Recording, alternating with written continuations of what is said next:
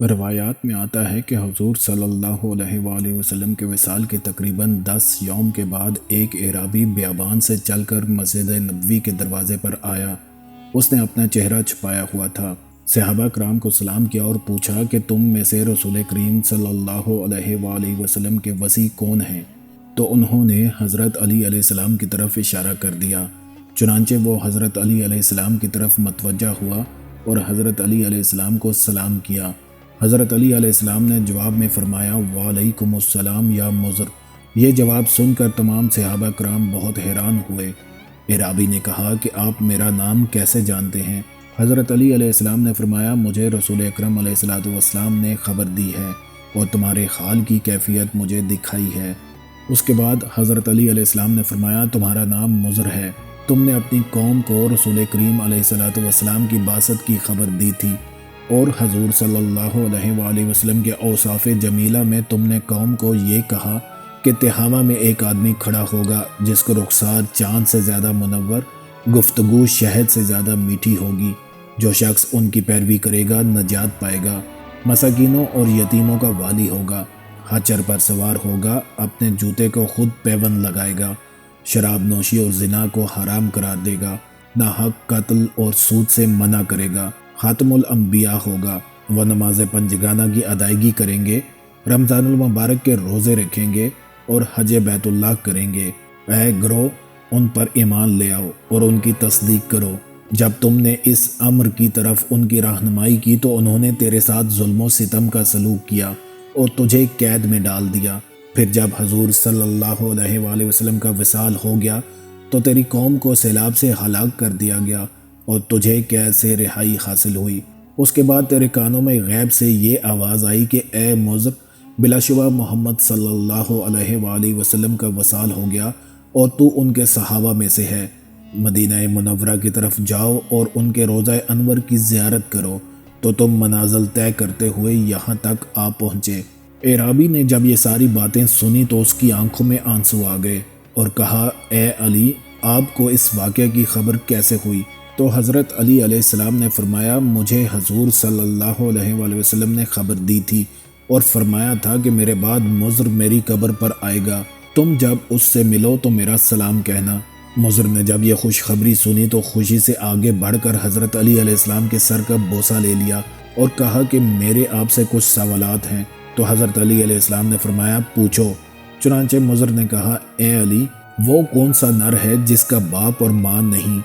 وہ کون سی مادہ ہے جو بغیر ماں باپ کے پیدا ہوئی؟ وہ نر جس کی ولادت بغیر باپ کے ہوئی؟ ایسا رسول جو نہ جن، نہ انسان اور نہ ہی فرشتوں میں سے ہے۔ ایسی قبر جس نے قبر والے کو اپنے ساتھ سیر کروائی۔ ایسا حیوان جس نے اپنے ساتھیوں کو ڈرایا ہو۔ ایسا جسم جس نے ایک بار کھایا پھر کبھی نہیں۔ زمین کا ایسا حصہ جہاں سورج ایک بار چمکا پھر آج تک اور نہ قیامت تک چمکے گا۔ ایسا پتھر جس سے زندہ کی پیدائش ہوئی۔ وہ عورت جس سے 3 سات میں لڑکے کی پیدائش ہوئی۔ 2 ساکن جو حرکت نہیں کرتے، 2 متحرک جو ساکن نہیں ہوتے، 2 دوست جو دشمن نہیں ہوتے، 2 دشمن جو دوست نہیں ہوتے۔ شے کیا ہے اور لا شے کیا ہے؟ رحم میں سب سے پہلے کس اعضاء کی شکل بنتی ہے؟ قبر میں سب سے آخر میں کون سی چیز فنا ہوگی؟ حضرت علی علیہ السلام نے فرمایا وہ نر جس کا باپ اور ماں نہیں وہ حضرت آدم علیہ السلام ہے۔ وہ مادہ جو بغیر ماں باپ کے پیدا ہوئی وہ حضرت حوا ہیں۔ وہ نر جس کی ولادت بغیر باپ کے ہوئی وہ حضرت عیسیٰ علیہ السلام ہیں۔ وہ رسول جو جنات، انسانوں اور فرشتوں میں سے نہیں تھا، وہ کوا تھا جسے اللہ تعالیٰ نے قابیل کو ہدایت کے لیے بھیجا تھا۔ وہ قبر جس نے صاحب قبر کو اپنے ساتھ سیر کرائی وہ مچھلی تھی جس نے حضرت یونس علیہ السلام کو اپنے پیٹ میں 3 دن تک رکھا اور سمندر میں سیر کروائی۔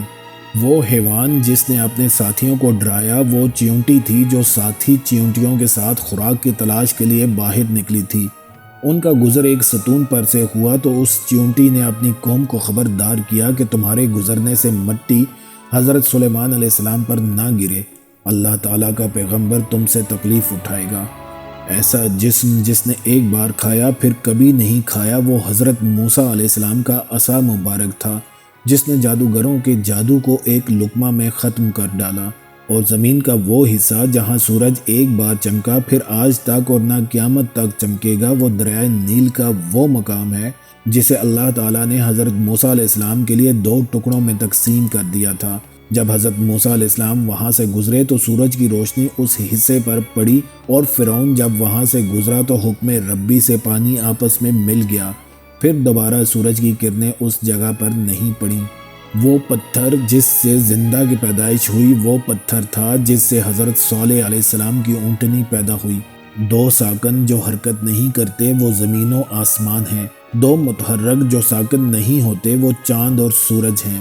وہ عورت جس سے 3 میں لڑکے کی پیدائش ہوئی وہ حضرت مریم سلام اللہ علیہا تھیں، جن سے حضرت عیسیٰ علیہ السلام کی پیدائش ہوئی تھی۔ 2 دوست جو دشمن نہیں ہوتے وہ جسم اور جان ہیں، 2 دشمن جو دوست نہیں ہوتے وہ موت اور زندگی ہیں۔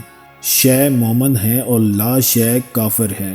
رحم میں سب سے پہلے جس اعضاء کی شکل بنتی ہے وہ شہادت کی انگلی ہے، اور قبر میں سب سے آخر میں جو چیز فنا ہوگی وہ بندہ کے سر کی ہڈی ہے۔ مضر نے جب حضرت علی علیہ السلام سے اپنے سوالوں کے نہایت تفصیلی جوابات سنے تو آپ علیہ السلام کے سر کا بوسہ لے لیا۔